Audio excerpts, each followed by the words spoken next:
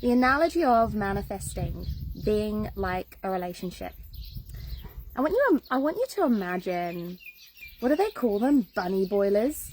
You know, that woman who just chases, just feels so unworthy of love, so insecure about herself, you know, so unsure just unsure, right? Uncertain, unsure, unworthy, that they have to make a partner their possession, effectively, because by becoming a possession, it creates a security of having, okay? So I want you to imagine manifesting as a relationship. And, you know, on one side of the relationship, you've got this woman who is insecure, unworthy, really feeling it and wanting, you know, wanting the love to come from a partner. But instead of sitting in the opposite of where she is, right? So if she's feeling worthy, she's feeling secure, she's feeling certain, she just sit and be. But instead, from the lack and the unworthiness, insecurity, she needs proof, right? She needs validation that she's loved. And so she's constantly running at this relationship, and she's asking, and she's pressing, and she's pushing. And what happens is the partner runs away in the other direction, right? It's too much. You know, you don't give chance for the other person to love you at all, right? And that's manifesting.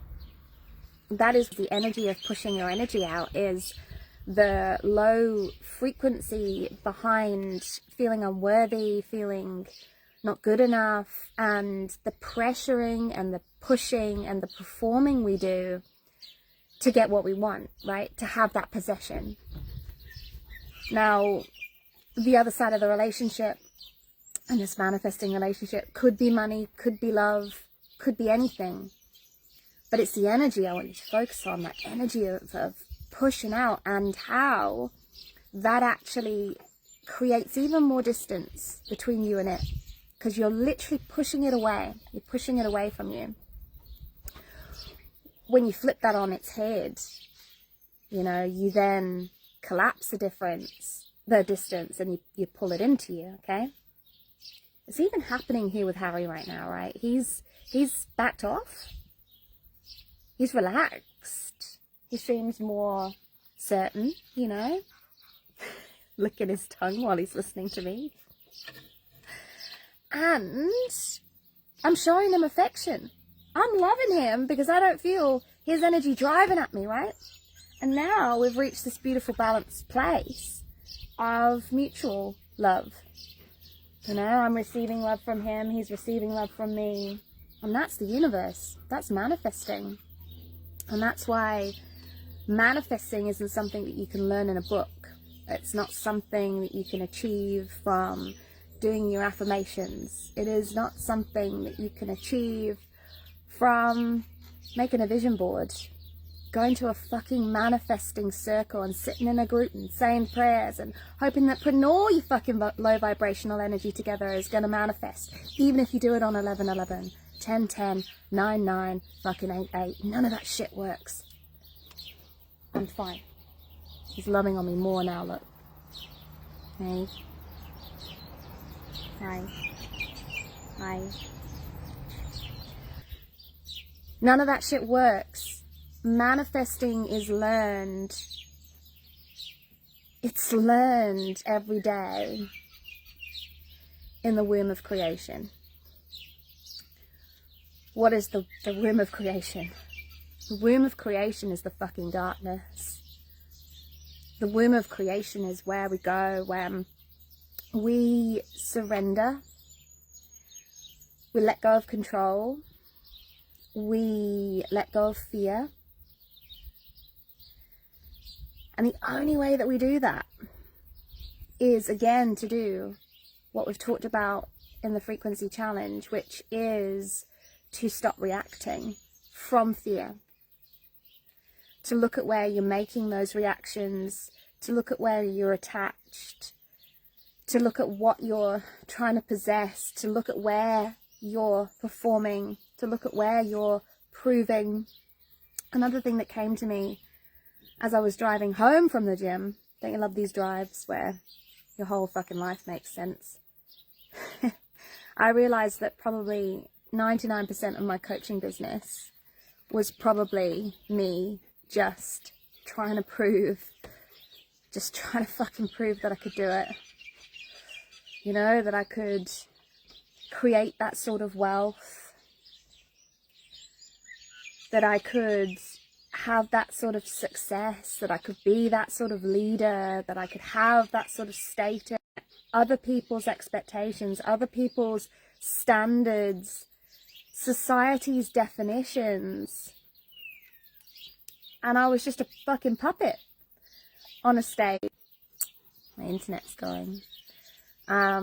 Yeah, you know, trying to show up from that place. And I achieved success. I achieved good success, but ultimately I did realize that I was doing it for the wrong reasons, which obviously began the journey to now. So you can't learn manifestation from a book. You've got to be in the darkness every day, long enough, shifting those reactions to responses, shifting your perspective, taking awareness to releasing some of that trauma that you hold, regulating your nervous system, learning to be long enough that you almost reach this place where you no longer need any of the dopamine hits, you know, the short-term wins, the instant gratifications. And when you've wiped all that away, you get to this place where, you know, I guess just being here now is enough. And when you tune in to just being here now, you know, and you listen and you feel, you realize that probably 99% of the shit in your life is just noise. It's just noise. You have this beautiful baseline of the earth itself providing for you. Sun charges you, the sun grows our plants. You know, there's this whole ecosystem of death and rebirth, pollinating, you know, like, it's just so beautiful. And yet we've created all these structures and systems and ways of life that push us into that forcing place. I was thinking about it this week with my school, my kids' school, you know. If I was to do things my way, their lunchboxes would be filled from the garden. You know, cucumbers, cherry tomatoes, strawberries, dehydrated fruits. So much, like, in fact, you know, homegrown, home-baked bread. Instead of, I've got into this fucking trap of what the lunchbox should look like, right? What the other kids' lunchboxes look like. Sandwiches. They have to have a filling, like fucking processed ham. What the fuck?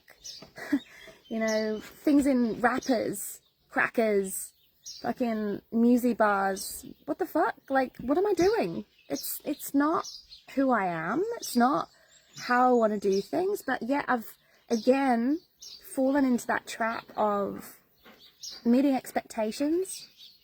And actually, that shit puts stress on me to buy from a supermarket, to spend more in a supermarket, to be in a supermarket at all, you know, and I just question it all. I was like, why? Why am I not doing it the way that feels aligned to me?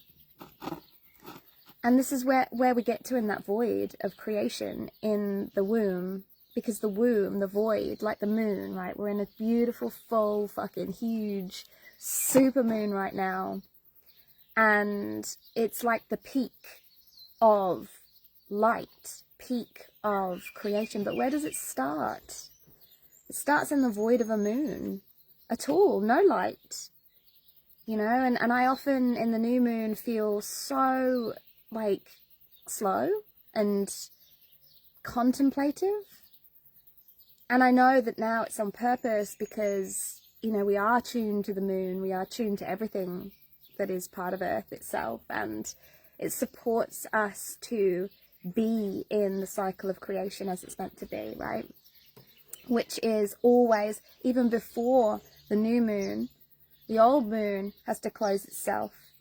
You know, that reflective, that waning of light, where actually, if we go back to ancient days, the lunar cycles began. They began in the waning moon, in the last part of the moon, because that is where we can take what comes into light and we can release it.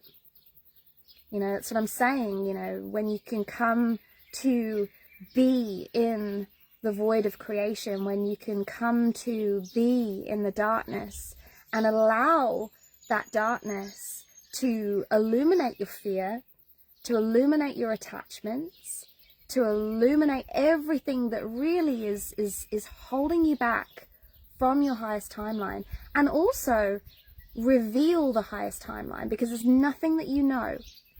The path for you is not what you know, it's what you don't know, it's in the mystery, it's in the unknown, right? When you can be there and you can take that awareness to releasing, then every single cycle of the moon, you are literally in that beautiful death, rebirth place where you are evolving, the soul is expanding, and you're coming to whatever is meant to be for you. Quantum leaps. They're like lines on a page, squiggly lines. I want you to imagine a piece of paper and it's got, you know, 6 or 7 lines drawn across it, a landscape page, just to be clear. And, you know, one of those lines is your highest timeline. But then all these other timelines exist, right?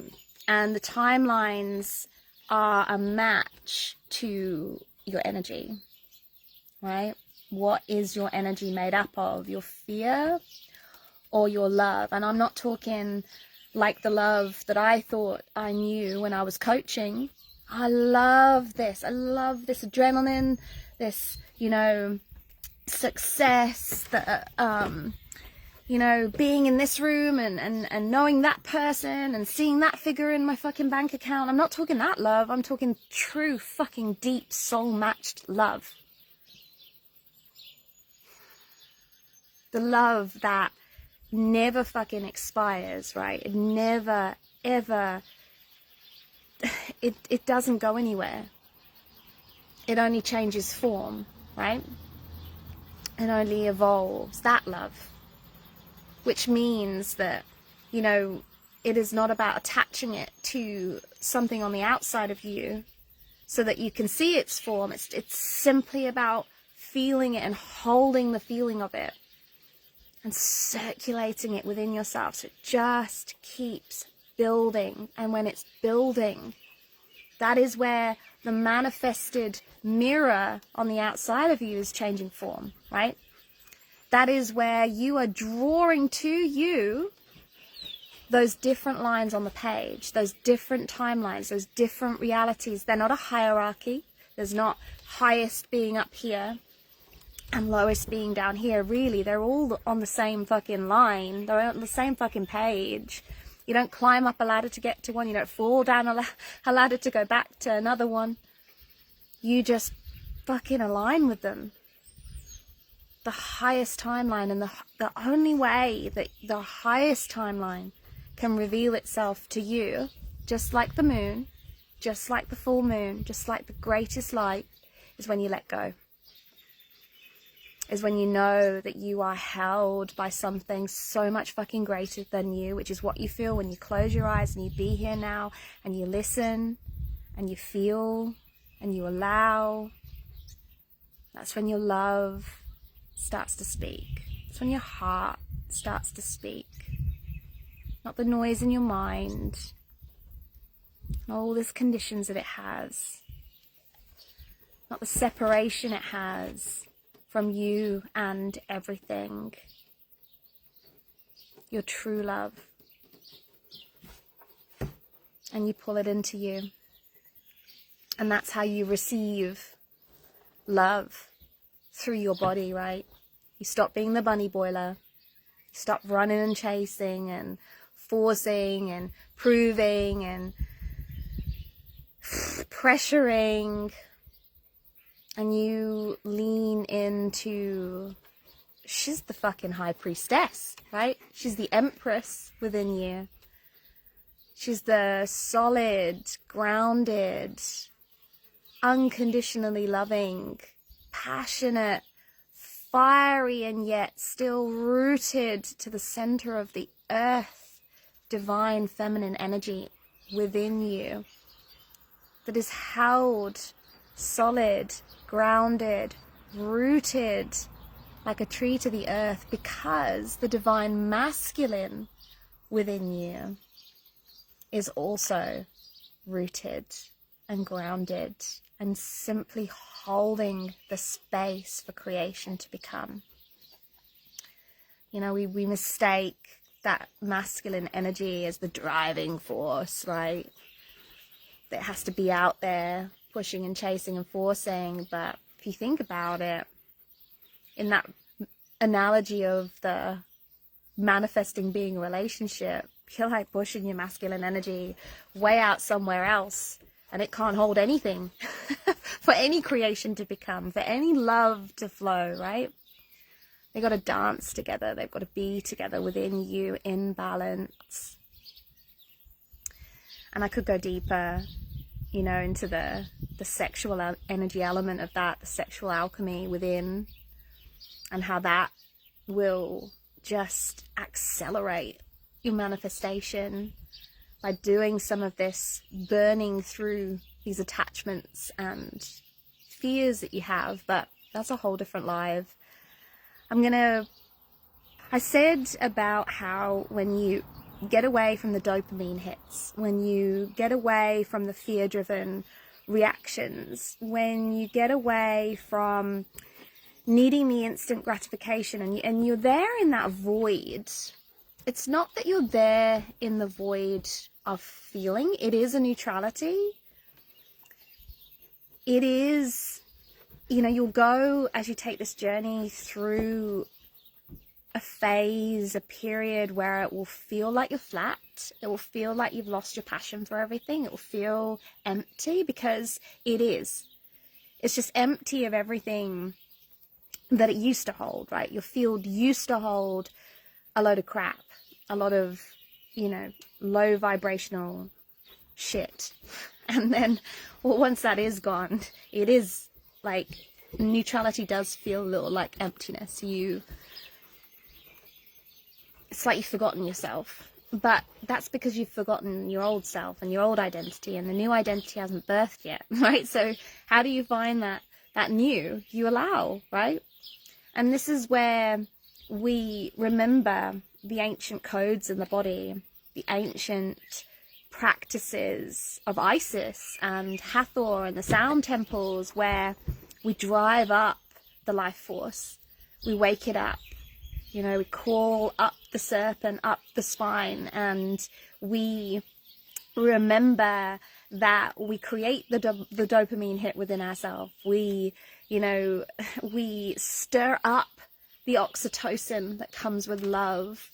We, create our own serotonin and endorphins within us, you know, not needing to go do something else outside, you know, get the amount in the bank account, or hear the words, oh, you're so good, or you're so great, or I love you, or get the qualification, the certificate, or the promotion. We don't need any of that shit.